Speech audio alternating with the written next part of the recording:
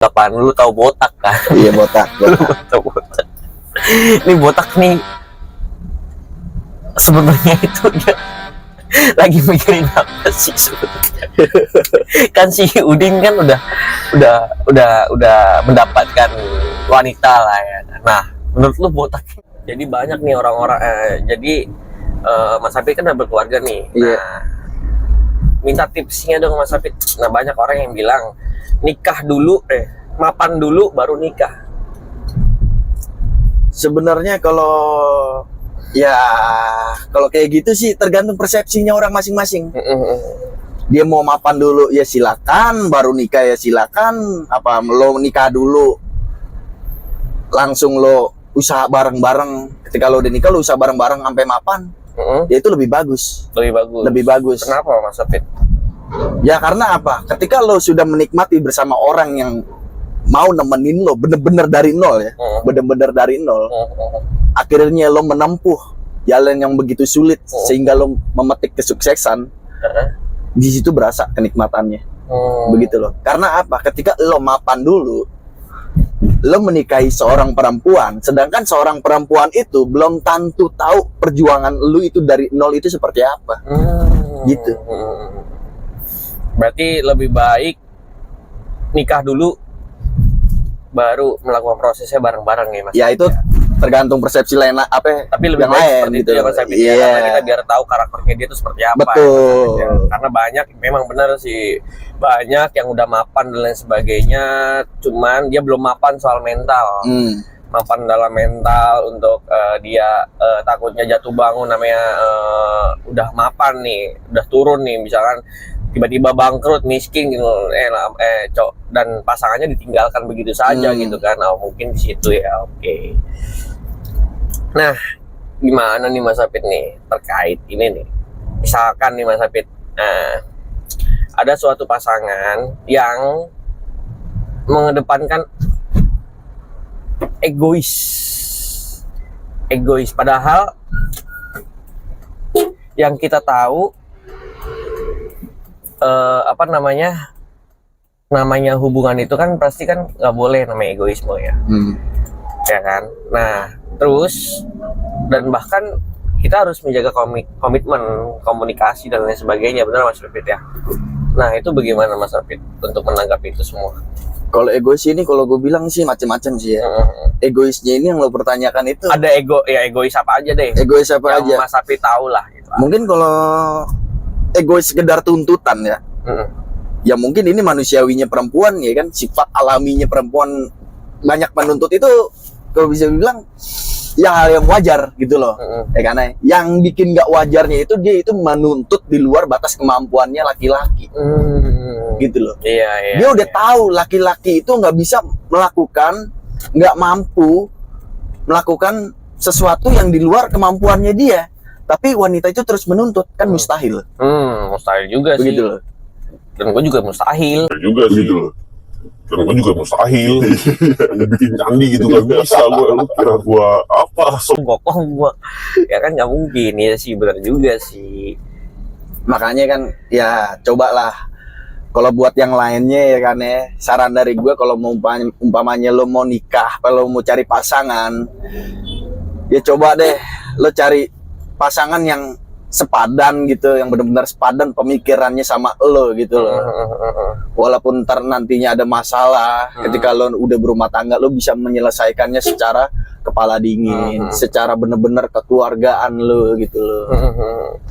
Menurut lo, jodoh itu yang ngatur kita apa Tuhan? Yang jodoh itu, yang ngatur itu ya Tuhan, yang Maha Kuasa yang ngatur. Gitu loh. Kita sebagai makhluknya ya karena kita berusaha dalam artian begini. Berarti jodoh bisa diatur dong sama diri kita sendiri. Dalam artian begini. Ya, dalam arti begini. Yang Maha Kuasa mungkin udah mengasih pertanda bahwa ini jodoh lu, ya kan ya. Dan ini dia kepekaan kita terhadap Yang Maha Kuasa. Kalau kita emang benar-benar kita yakin itu jodoh kita, mungkin ini pertanda.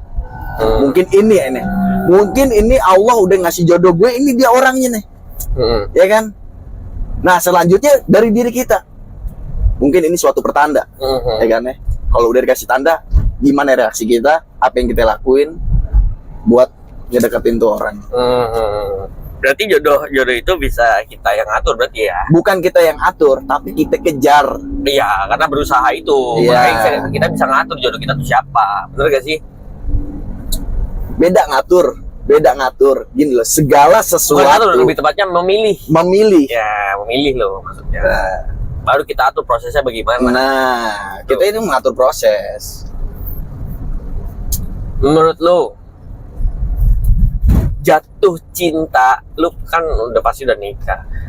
Lu mendingan jatuh cinta apa? Lu ngeliat dari wanita itu jatuh cinta atau rasa nyaman? Kalau pribadi gua nih ya, gua mendingan nyaman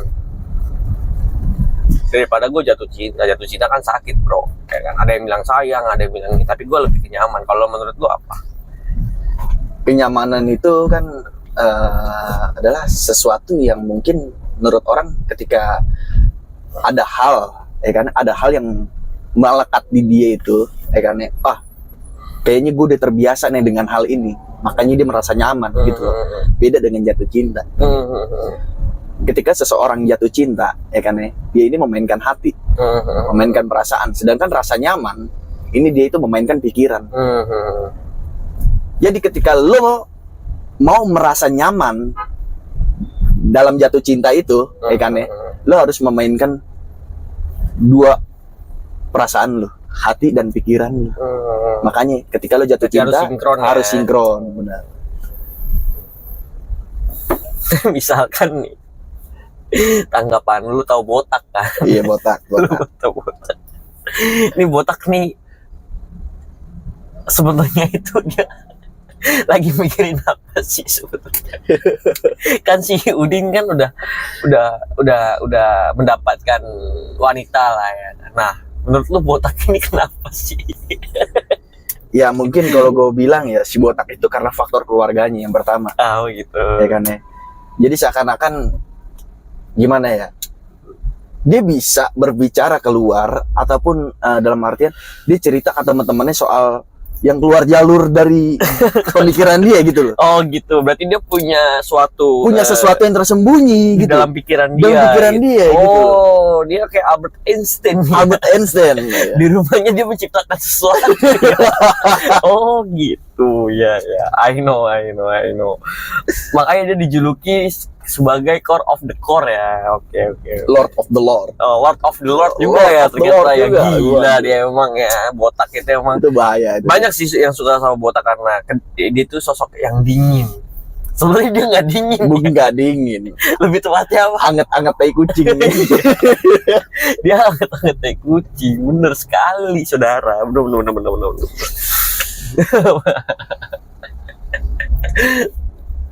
Dan yang gue waspadain itu si Ngengen.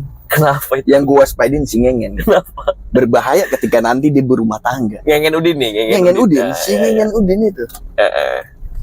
Karena ya bukannya, kalau gue bilang ini bahaya juga. Ini soalnya ini aib orang juga gitu ya kan. Ya, kita spill sedikit aja. Dikit aja gitu lah ya kan. Sedikit saja.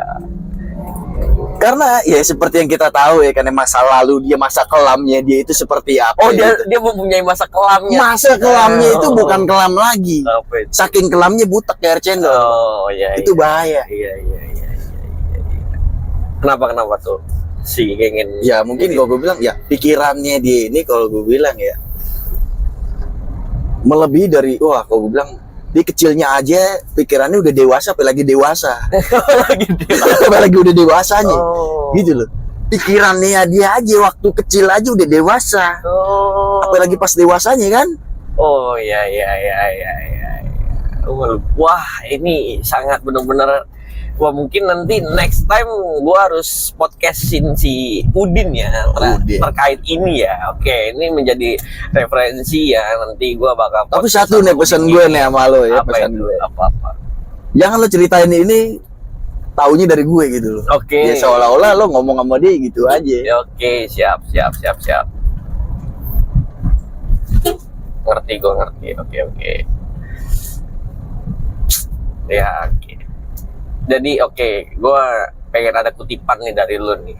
soal tadi berbincang. Aduh, lu ada kutipan nggak suatu haluan dan lu sampai sekarang ini sampai ke haluan lu itu gitu. Ada kata-kata nggak? Kata-kata yang lu termotivasi entah dari siapapun, gua nggak tahu lu punya haluan siapa gitu kan. Nah, itu lu punya nggak?